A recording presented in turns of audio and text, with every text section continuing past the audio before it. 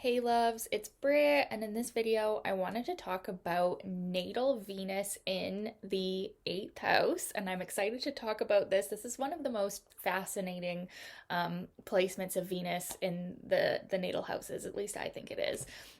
There's a lot of depth here, and so I really hope I articulate this well. Now, I wouldn't usually say this about every single planet in house placement, but I will say this for Venus in the eighth is that they do exude kind of like a Scorpio Venus quality. No matter what sign Venus is in, Venus in the eighth house has a very scorpionic or plutonic essence or energy in their like energy field. They really take matters of the heart seriously. They love very, very deeply, and they don't like to show that to people, especially, right off the bat. They really like to conceal their heart and what they feel for you until they know that it's safe.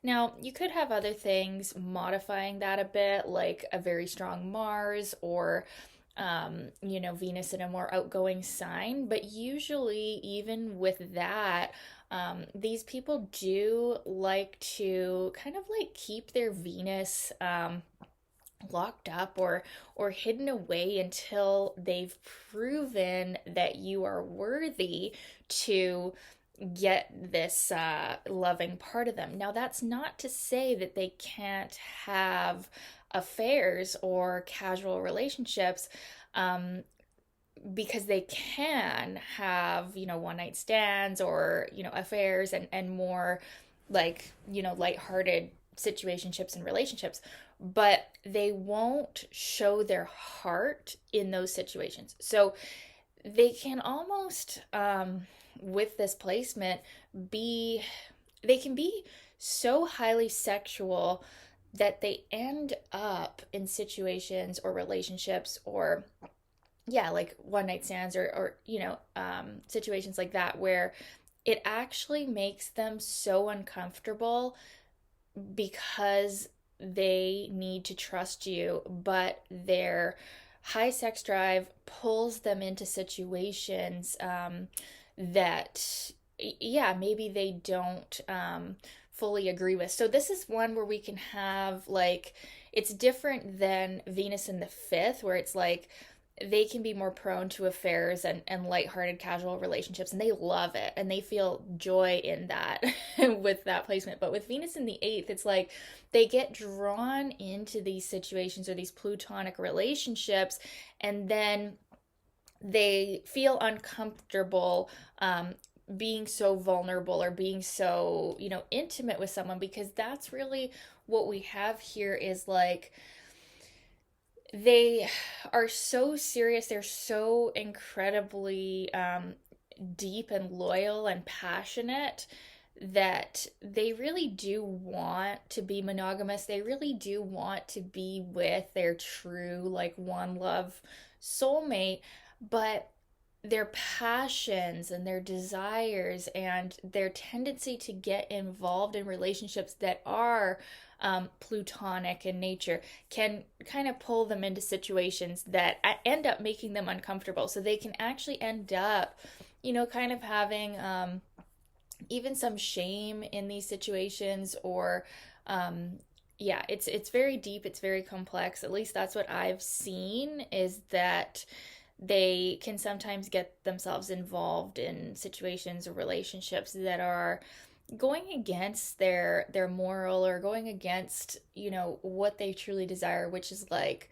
to be very deep with someone, to be, like souls merging with someone and to have a very deep level of trust. And with people with Venus in the eighth, it's not easy to gain their trust. they, even as like clients or friends, like people with Venus in the eighth, they're constantly kind of checking you out. And they're, it's very contrast to Venus in, a more outgoing or a more like personality level house. The eighth house represents our deep passions and intimacy and other people's money, resources and things that we would like to keep a secret. And people with Venus in the eighth house really would like to keep their heart a secret. They'd like to keep what they feel a secret. They like to really only share like their true feminine self or their like their love energy with like the right people, so they can want to have a more closer circle. Now that could change if they have Aquarius or 11th house placements along with this, but they do they would rather just share their heart with like a few select people that they feel that they've proven are trustworthy, and like they want to test you. They want to test you to see if you are trustworthy. And they do this with actually all people. So Venus is not just how you are in love. Venus is also how you are socially. Like with all types of relationships, your Venus sign is going to come out. It's just kind of like who you are socially, right? And Venus and its aspects as well. So people with Venus in the eighth house are kind of like they're more hesitant, they're more slow to reveal like who they really are. Like they're gonna wait until it's safe, or until they feel safe to be who they really are. Now, they can still be very extroverted at the same time, right? So I'm not saying that they're actually introverted in any way, because they could be the life of the party. They could have Leo placements, they could have Sag placements and be just totally up in everybody's faces, but they're not going to share their true heart or their feelings or their love with you. They're not going to say I love you first if we have Venus here. Like that would really go against their nature. Now, if you say you love them first and you prove that you are loyal, you prove that you're trustworthy, that they can have deep intimacy with you, then they can open up to you and they will be probably the most loving person possible in private. No PDA with Venus in the eighth. You could have other things that would modify that, but yeah, they in private, when they know that you are really worthy of them too, then they can be some of the most deep, passionate, very like good sexually. Like people with Venus in the eighth, they usually do have a confidence that when they get behind closed doors, they will like rock your world. They usually have a very innate knowing of that. And it's because Venus blesses and gives pleasure to the eighth house, which can represent sex, but it's on a more deeper level. They want true intimacy. They're not going to be as confident in more casual flings or one night stands, although they might end up there sometimes. Where they're going to really feel their self-worth and confidence is in a long-term committed relationship. They know that they are some of the best lovers that you've ever had. They know that they are, so deep and so passionate and so like a love of a lifetime for you or anyone, that they do actually like have a confidence in like more intimate relationships or soul connections. They really do feel like they are valuable. And that's why they can be so hurt and so even vengeful if other people who they've let in intimately betray them. There's a huge thing around betrayal here. Now, this will be even more if Venus is making harsh aspects to other planets.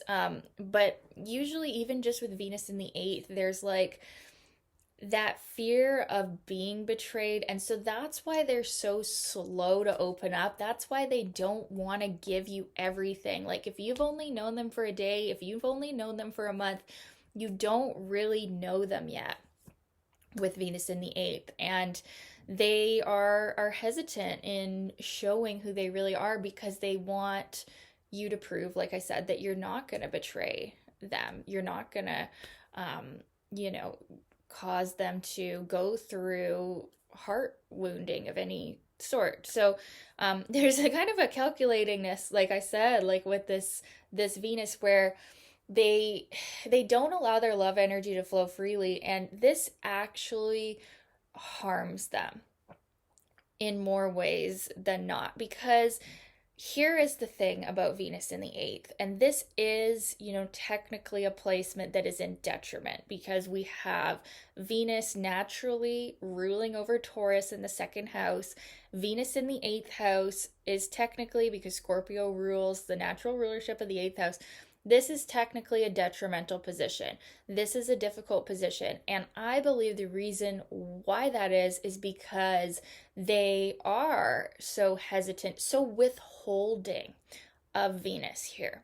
That when you don't share your love, when you love someone and you don't tell them, when you don't compliment others, when you don't share your Venus warmth and your attractiveness, like with the world, like when you keep that on lockdown and you hide it, you block abundance and you block love from truly getting to you and being able to see you.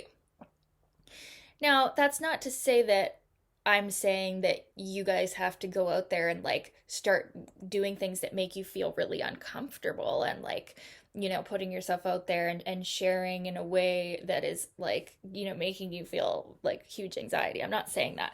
But it does mean that to keep the flow of love open, you have to release a little bit here and there and let other people see you, let other people see your attractiveness. Let other people see what a loving person that you are in a way that's comfortable for you, of course. And when you give, you receive, right? Like you don't have to always wait for the other person to give first for you to then give. Like it's okay to kind of expect that love gets to be this reciprocal thing. Now, talking about next, the next part of Venus in the eighth, which has to be noted, is that it's common for people with Venus in the eighth to end up with spouses or relationships with people that have a lot of money. This is just kind of classic textbook astrology, is that Venus in the eighth gains through inheritances, gains through spouses, even through like divorces, or they gain through their social acquaintances. Maybe they hang out with very wealthy people. Now, that can all be good and there's nothing wrong, but where there's bad karma here is if the sole reason they're entering into relationships is for the financial gain that they're going to get from it. So that's coming back to this, like, them waiting to give, like, like not giving their heart or their love until they're proven, like, okay, you're gonna give me that money, okay, well then I'll give you my love or my body, or and then we're kind of getting into like even a prostitution energy here that they can sometimes have. And I mean, this isn't going to be the case for everybody, but you could see in past life regression perhaps that people with Venus in the eighth have been prostitutes in another lifetime, and that's where some of this jadedness, has come from, is that they do, like, they're like, okay, well, show me the money up front and then I'll give you the love, or I'll give you my body, or whatever it is, right? Like then, and like, even if that's obviously that's not totally literal, but like energetically they kind of feel like this and they act like this sometimes. So anyways, it's a very interesting placement of Venus. It actually it can help them go through the many changes of life. Like they can be super calm in crisis. They're really good at like being even like counselors of people going through major life transitions and traumas, like other people going through a death. Like they might end up helping people through grief, or they could be really good with that. They're really good in these kind of situations, because the eighth house does represent like deaths and rebirths, and so it could be literal death, but it also can be like they're just really good at being like that soothing energy in times of crisis for anybody and for themselves. So they can really handle things well, like deaths or breakups, or I mean, not that they like it. Like, I'm not saying they're like there's enjoyment, but like it's easier for them to deal with these hard things in life with Venus here in the eighth house, because Venus does kind of bless these harsher aspects of life. So they're very capable of being a warm energy during these hard times, and they're really capable of like, yeah, being a solid person to weather the storm with. They can be very, very loyal to friends and to their partners as well. There's sort of like a, like I said, back to them kind of being like a Scorpio Venus in a way. Like there's like a till death do us part, and if you don't obey that, I will kill you kind of energy with Venus in the eighth, because that's how loyal they are. And they can be, you know, more hurt than anybody if somebody else is not that loyal to them. They sort of expect that others will be, or if Venus is afflicted, they might expect the opposite, and then they end up, you know, having to constantly go through challenges in their relationships as well that they handle really well, but it's doesn't mean that it's easy when you have to constantly go through things, although they do it well. So, what else do I want to say? It's very likely that they end up quite wealthy with this. This is like one of the indicators in a natal chart that there will be wealth, and money is not usually the biggest issue here.